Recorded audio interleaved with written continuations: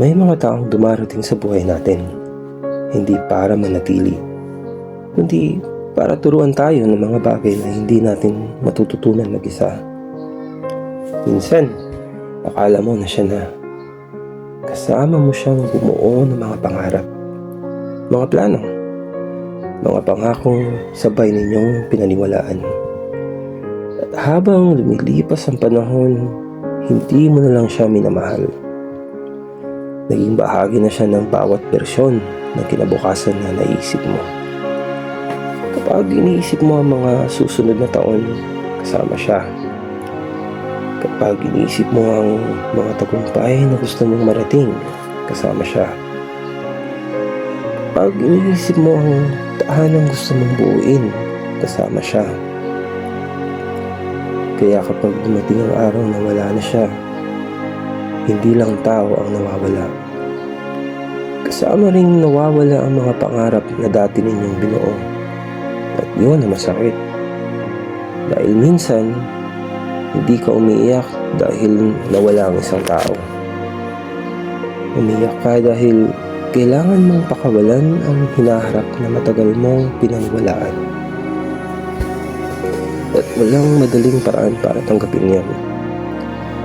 May mga gabing gising ka pa rin. May mga lugar na nagpapaalala sa kanya. May mga kanta na hindi mo pa kayang pakinggan. At may mga alaalang bigla na lang bumabalik kahit hindi mo naman hinihingi. Pero alam mo, normal lang yun. Dahil hindi mo basta-basta mabubura ang isang taong minsan naging malaking bahagi ng buhay mo. Di sukatan ng pagmamahal ang bilis ng pag-move on. At hindi rin sukatan ng katatagan ang pagpapanggap na okay ka na. Minsan, tunay na lakas ay ang pag-amin na nasasaktan ka pa rin.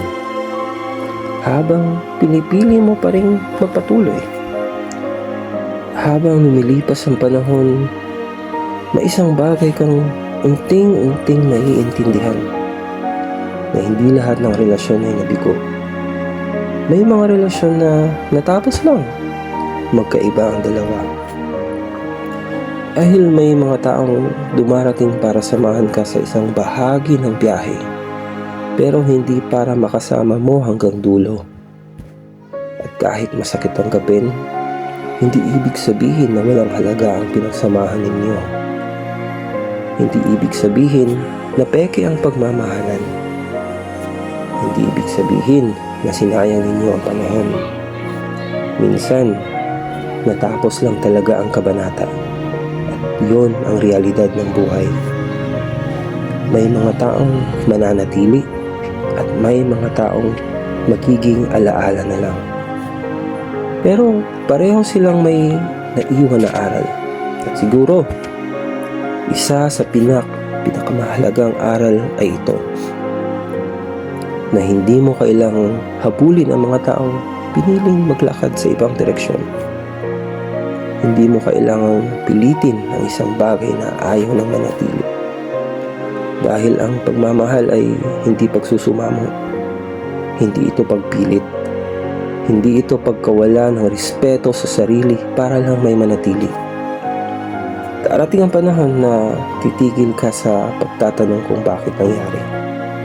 Titigil ka sa paghahanap ng dahilan at magsisimula kang tanggapin na may mga bagay na nangyayari hindi para sirain ka, kundi para ihanda ka sa mas magandang bersyon ng sarili mo. Balang araw, magugulat ka na lang. Makakadaan ka sa lugar na dati ninyong pinupuntahan na hindi na mabigat ang pakiramdam. Maririnig mo ang mga kantang dati mong iniiwasan na hindi na sumasakit. Maiisip mo siya, hindi na may luha, hindi na may galit, kundi may katahimikan. Sa araw na yun, maiintindihan mo na ang tunay na kahulugan ng paghilom. Hindi ito pagkalimot, hindi ito pagbura sa nakaraan.